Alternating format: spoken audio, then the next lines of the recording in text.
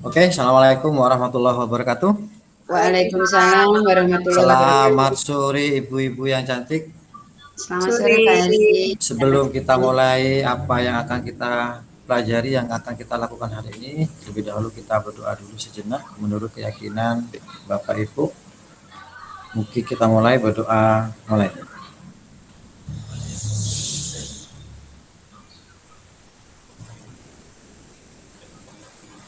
Selesai.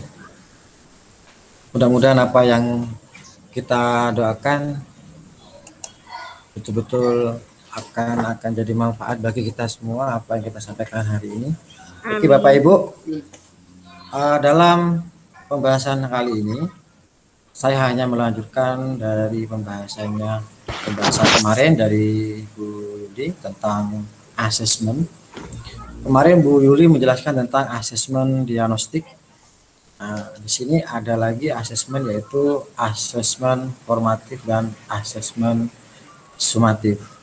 Asesmen ini adalah suatu kata yang tidak asing bagi Bapak Ibu, karena istilah asesmen ini muncul setelah ganti kebijakan, muncul lagi RPP kayak gini, muncul lagi kata istilah asesmen. Sebenarnya asesmen itu tidak jauh dari kata penilaian Bapak Ibu, ya.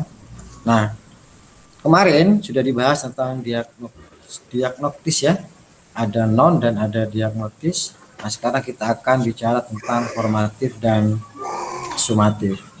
Nah, dari Bapak Ibu yang diperoleh dari apa yang mungkin Ibu nyari-nyari dari referensi-referensi, mungkin dari baca-baca, mungkin ada yang mengenal sedikit tentang apa sih asesmen formatif dan apa sih itu asesmen sumatif. Mungkin Bu Eni atau Bu Yuli ada yang berpendapat. Silakan Bapak. Mungkin Bu Eni.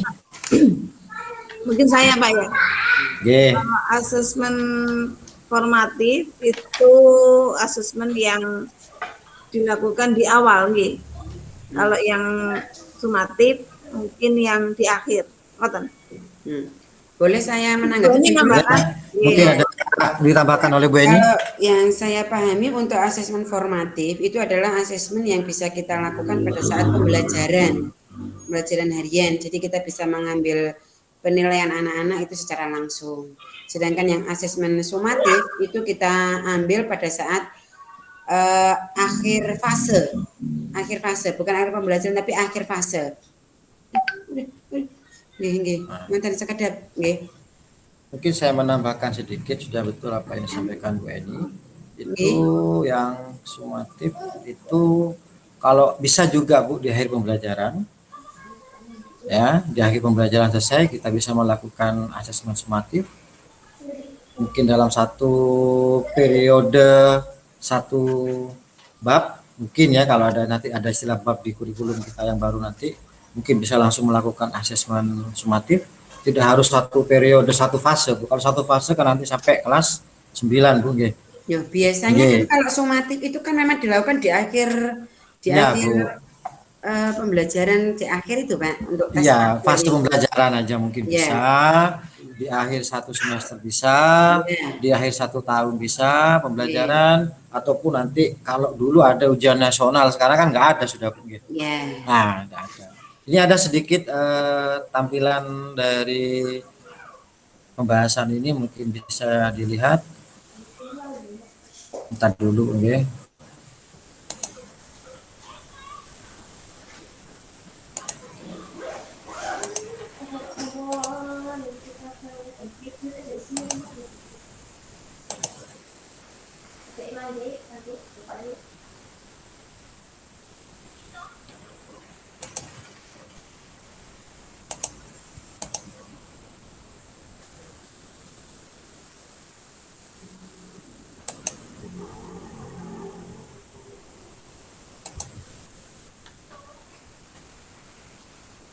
Belum muncul Pak.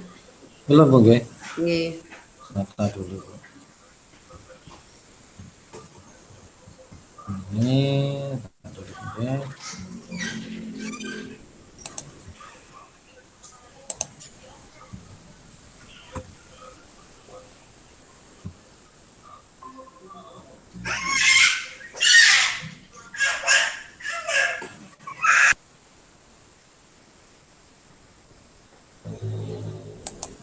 Sudah muncul, Bu? Sudah. Nah, oke. Nah, kita coba lihat konsep dari awal. Kita sudah tahu tadi tentang definisi asesmen sumatif dan asesmen formatif. Formatif memang dilaksanakan pada saat proses pembelajaran. Kemudian untuk yang yang sumatif di akhir pembelajaran. Kita dulu ini ada sedikit gangguan jaringan.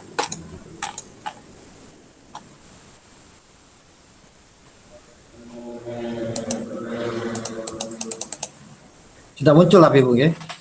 Sudah, Pak. Sudah. Sudah. Ya. Tapi ini masih Muncul, belum Pak. bisa saya gerak-gerakkan ini Bu. Tampilannya. Di panah bawah terus di enter kira. Sudah. Atau mungkin Sampai bisa. yang sebelah kiri itu langsung diklik satu-satu. Kita dulu ya. Kita Iya. Gangguan teknis ya, Pak. Gangguan teknik. siap. Nah, sudah Bu ya? Jalan. Oke. Ya. Nah, ini oke. Nah, Oke. asesmen di sini kita lihat skema yang ada di depan ini. Asesmen formatif, di sebelah ada lagi asesmen sumatif. Asesmen ini adalah sebagai refleksi proses pembelajaran, kemudian asesmen sebagai perbaikan proses pembelajaran. Jadi untuk mengukur apakah pembelajaran yang kita lakukan ini sudah maksimal atau belum, menghasilkan atau sudah tujuan-tujuan pembelajaran kita sudah tercapai atau belum, bisa kita ukur dengan menggunakan asesmen. Kemudian ada lagi di sini asesmen sebagai evaluasi pada akhir proses pembelajaran. Nah, konsep asesmen sendiri kita lihat di bawahnya. Nah, ini ya, asesmen. Entar dulu Bu, ini gerak-gerak sendiri Bu. Nah, okay. Asesmen formatif ini. Sudah Bu ini ya. Metode evaluasi yang dilakukan ya, pemahaman murid membutuhkan pembelajaran dan ketumbuhan ini selama pembelajaran. Jadi selama pembelajaran Bu. Ya. Jadi ini sebagai alat ukur pada saat proses pembelajaran. Nah, asesmen formatif memantau pembelajaran murid dan memberikan umpan balik ya, berkelanjutan. Jadi selama proses pembelajaran kita tuh bisa melakukan atau memberikan asesmen secara reflektif Bu, gitu nggih. Jadi nggak perlu kita istilahnya membuat soal dan sebagainya, kita langsung bisa menilai anak-anak secara langsung di situ. Makanya kan pada waktu ada di kelas, anak-anak kadang kan ada nomor absen di dada ya toh. Nah, itu untuk lebih cepat kita nanti mengakses apakah asesmen yang kita lakukan pada anak A dan B ini jadi gampang untuk memahaminya. Kadang kalau kita nggak diberi anak-anak itu nggak dikasih istilahnya nomor dada, nomor absen, biasanya kita bingung anak si A ini, sehingga kita cenderung kadang kita harus ngeliat dulu absen dan sebagainya. Jadi memang asesmen formatif ini memang asesmen yang langsung kita lakukan pada saat proses pembelajaran. Nah, kemudian asesmen sumatif, metode evaluasi di akhir pembelajaran. Seringkali memiliki taruhan tinggi karena mempengaruhi terhadap nilai akhir murid, sehingga sering diprioritaskan murid daripada asesmen formatif. Nah, paradigma ini Bu, nah ini ya, paradigma ini yang akan nanti kita rubah. Jadi ini kalau dulu asesmen formatif ini porsinya kecil, sedangkan sumatif itu porsinya lebih besar. Nah, di sini letak dari apa yang disebut tadi dijelaskan oleh Bu Eni tentang merdeka belajar. Jadi kita bisa menilai ketika mereka belajar leluasa di dalam kelas Bapak Ibu. Itu nilainya yang lebih tinggi daripada kita hanya sekedar ngambil nilai setelah mereka belajar. Jadi disitulah yang dikatakan bahwa merdeka belajarnya di sana Bapak Ibu. Jadi mereka betul-betul kita eksplor di dalam kelas, kita nilai ya dengan macam-macam, nanti kita tunjukkan macam-macam bentuk-bentuk asesmen, baik yang tulis ataupun yang tidak tulis. Setelah ini saya jelaskan. Sebentar dulu, dari apa yang kita bahas ini ada yang perlu ditanyakan Bapak Ibu. Ibu-ibu ada bapaknya ya? Iya Pak, ada Pak, saya mau tanya. Okay. Berarti seandainya ada siswa yang aktif dan selalu bahkan sering bertanya pada setiap pembelajaran, apakah itu sudah bisa dimasukkan ke dalam asesmen formatif, Pak? Mungkin Bu Yuli mau menanggapi dulu. Saya kira bisa kayaknya Bu. Kan keaktifan siswa itu juga kita nilai juga mungkin ya.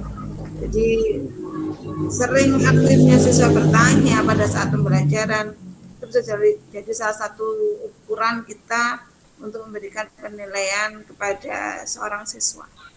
Berarti tidak harus dalam menyelesaikan soal nih Bung, termasuk aktif bertanya, aktif menjawab, itu juga bisa masuk ke penilaian atau asesmen formatif nih. Betul, betul sekali. Terima kasih Jadi Pak. memang cenderung reflektif, Bu. Jadi asesmen formatif itu memang cenderung reflektif. Jadi apa yang ada di kita lihat keadaan kelas bagaimana. Tentunya nanti tiap kelas A dengan kelas B kita memberikan asesmen berbeda bisa jadi, Bu. Karena kondisi kelas yang berbeda-beda. Ngaten, Bu.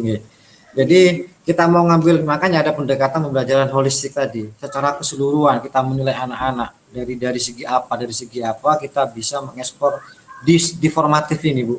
Makanya di kurikulum penggerak ini formatif ini porsinya sangat besar, Bu, daripada sumatif. Yang sekedar hanya memberikan soal, kemudian hanya mengukur mereka tuh bisa dan sebagainya. Kadang mereka itu, makanya kan katanya di Gajah Dewantoro, kita belajar seperti tatanan tata surya, kan gitu kan ya?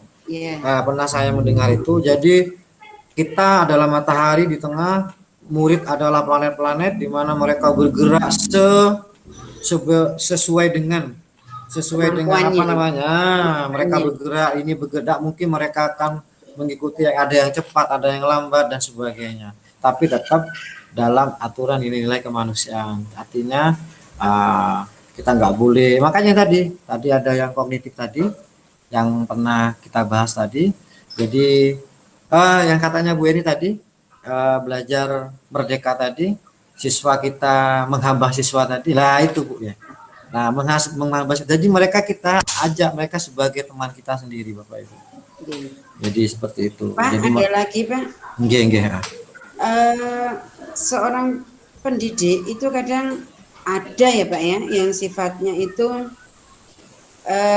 dikatakan tidak adil. Makanya terus sekarang dirubah ke kurikulum yang baru ini biar guru itu, seorang pendidik itu biar adil. Kadang ada suka sama A, suka sama B, akhirnya nilainya diberi nilai bagus. Nggih kan Pak? Nggih, Bu. Terus ada anak yang nakal tapi pinter, cuma karena greget ini mungkin di sekolah-sekolah juga banyak kasus seperti ini. Akhirnya kasih nilai jelek karena apa? Dari sopan santunnya, dari kelakuannya, dari sikapnya terhadap guru ini tidak menjaminkan seorang murid. Lah ini penilaiannya bagaimana Pak? Asesmennya bagaimana ini Pak? Gini Bapak Ibu, jadi seorang guru, memang saya sering menjumpai juga, bukan hanya pernah saya di sekolah, waktu itu saya masih di sekolah tersebut, ada seorang guru, dia membuka les, ya kan? Iya. Karena dia ikut lesnya dia, maka nilainya bagus, seperti itu toh? Iya, betul. Kayaknya seperti itu. Guru itu harus diberi pelatihan guru penggerak, Bu. Nah, guru-guru seperti itu sekarang tidak boleh ada lagi, Bu, dengan cara-cara seperti itu. Ya, kita harus objektif, kita harus objektif melihat kemampuan anak-anak, ya. Makanya kan dikatakan bahwa Jupiter dia akan bergerak dengan lintasannya sendiri, Merkurius yang cepat, ini yang lambat. Kita akan bisa membaca mereka di dalam kelas. Jadi hal-hal yang les dan ini semuanya dibuang, Bu. Makanya kan istilah bullying itu gak ada lagi sudah di sana gitu loh. Apalagi makanya sekarang zonasi ini memang sinkron dengan kurikulum ini, Bu, gitu loh.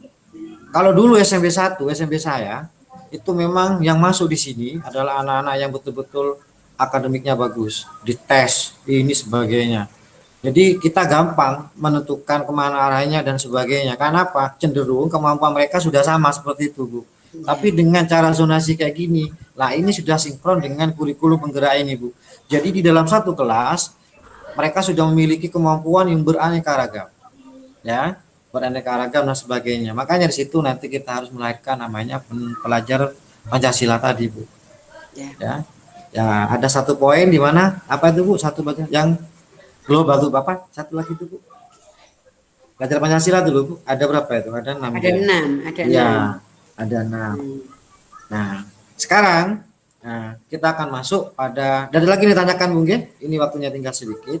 Sampun, Kita akan sampun. coba bagaimana menyusun asesmennya sendiri ya. Kita coba lihat di sini macam-macam bentuk asesmennya dulu biar Bapak Ibu enak. Nah, ini ya. Bentuk-bentuk asesmen formatif.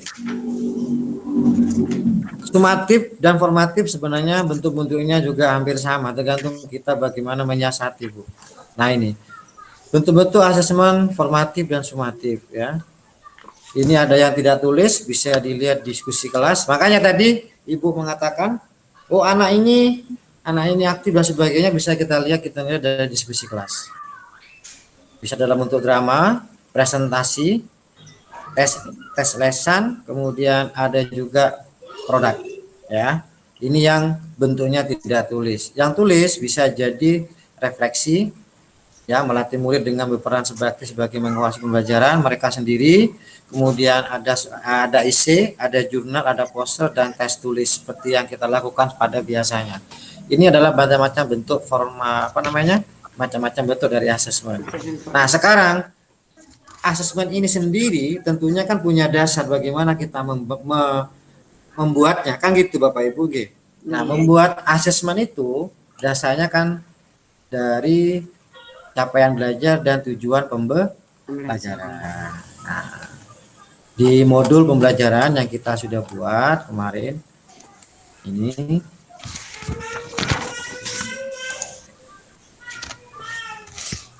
tampil Bu, nggak tampil Bu? Nggak tampil, Pak. Ini bentuk Ini asesmennya. bentuk asesmen formatif dan sumatif. Ini saya stop dulu ya. Oke. Saya stop dulu. Kemudian Minyak rambut. Kamu kok iso mandi enggak?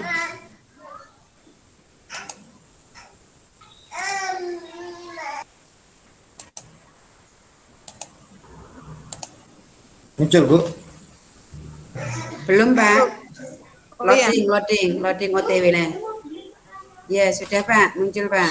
Nah, awalnya kan asesmen semua itu, kecuali yang diagnosis ya, yang formatif dengan sumatif, itu dasar-dasarnya, penyusunannya itu berasal dari modul ajar yang kita buat Bapak Ibu. Di situ ada kompetensi awal, kemudian ada susunan seperti ini, sarana dan sarana. Nah, nanti di sini ada tujuan Bapak Ibu. Jadi tujuan pembelajaran yang akan kita lakukan dalam satu proses pembelajaran itu ada macam-macam. Nah, asesmen itu bisa kita rasakan dari ini Bapak Ibu. Ini ya. Nah, contoh di sini menyajikan hasil pengamatan. Nah, ini bisa kita presentasi Bapak Ibu. Paham ya? Dari tujuan ini kita bisa menghasilkan asesmen dalam bentuk presentasi dan diskusi bisa. Nah, dari tujuan ini kita bisa membuat presentasi mungkin dalam bentuk yang lain dan yang lain. Jadi semua ini nanti alur dari proses penyusunan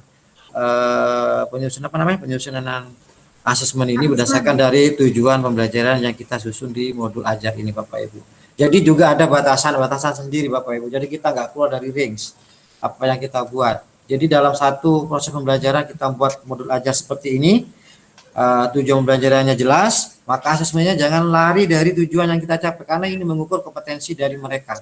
Karena asesmen sendiri adalah alat ukur mengukur kompetensi mereka Bapak Ibu.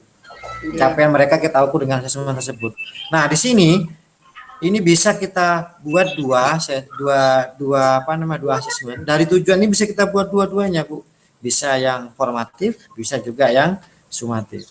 Nah, nanti tugas Bapak Ibu di rumah, karena waktu kita sudah habis. Nah, di rumah nanti akan saya share. Ini ada modul ajar, contoh modul ajar yang saya buat. Ini ada tujuannya 1, 2, 3 dan seterusnya. Nanti Bapak Ibu di rumah sambil kita diskusi kelompok antara Bu Eni dengan Bu Yuli dengan link yang sudah saya buat. Nah, tolong ibu-ibu nanti bagi tugas ibu ya. Ibu Eni mungkin buat asesmen formatifnya, Bu Yuli membuat asesmen sumatifnya. Jadi nanti kita ketemu di kesempatan berikutnya, kita akan diskusi hasil dari asesmen yang ibu-ibu susun tersebut. Iya, Mungkin, Pak. nggih. Iya, iya, iya. Sebelum saya akhiri, ada yang perlu ditanyakan lagi? Sudah, Karena waktu Ada sudah satu habis ya. sebenarnya Pak yang mengganjal di pikiran Nggih, saya. nggih, monggo Bu. Kira-kira lebih penting mana asesmen formatif dan asesmen sumatif? Kira-kira lebih penting mana Pak? Kalau dikatakan penting, mungkin Bu Weni dulu. Nah, Bu Weni dulu. Nah, Ayo. kalau menurut saya dua-duanya sama-sama penting karena capaian yang kita ambil itu kan beda. Kalau yang formatif ini kan kita hariannya, sedangkan yang sumatif dari harian itu kita jadikan satu, hasilnya bagaimana. Akhirnya kesimpulannya ya dua-duanya penting. Gitu kalau menurut saya, Pak. Nggih. Mungkin saya tambahkan juga untuk memperjelas Bu Yuli tentang apa yang lebih penting. Sebenarnya tidak ada yang lebih, semuanya penting Bu Yuli ya. Nah, semuanya penting harus kita laksanakan Bu Yuli. Jadi asesmen formatif juga harus kita laksanakan, asesmen sumatif harus juga kita laksanakan gitu loh Bu Yuli. Nah, cuman dalam porsinya nanti, dalam porsi penilaian akhir, nah ini kita lebih memporsikan lebih banyak yang formatif. Karena hakikat Merdeka Belajarnya ada di sana Bu Yuli. Ya, jadi mungkin perbandingannya nanti kalau kemarin perbandingannya 40 formatif, 60 sumatif, sekarang kita balik 60 yang formatif, yang 40 sumatif gitu. Tapi tetap semua harus kita laksanakan Bu Yuli. Kenapa? Karena tujuan dari dua asesmen ini beda-beda gitu loh. Nah, jadi tujuannya sudah Pak, yang sudah saya jelaskan tadi sudah beda-beda. Karena nanti ada kaitannya dengan proses pembelajarannya harus diperbaiki, mengukur proses pembelajaran, mengukur kompetensi anak dan lain-lain. Jadi semua harus kita laksanakan dan semua itu penting. Cuma dalam apa yang dihasilkan dari dua asesmen itu dalam proses penilaian akhir anak-anak, yang asesmen formatif itu lebih besar dan yang sumatif itu lebih kecil. Nah, disitulah nampak nanti dari Merdeka Belajar tersebut. Mungkin itu yang perlu saya sampaikan dalam pembahasan asesmen formatif dan asesmen sumatif. Mungkin itu aja Bapak Ibu-ibu nggih. Ada yang lagi tanyakan? Jelas nggih? Jelas Oke. Pak. Terima kasih. Mudah-mudahan apa yang kita dapatkan hari ini bermanfaat ya.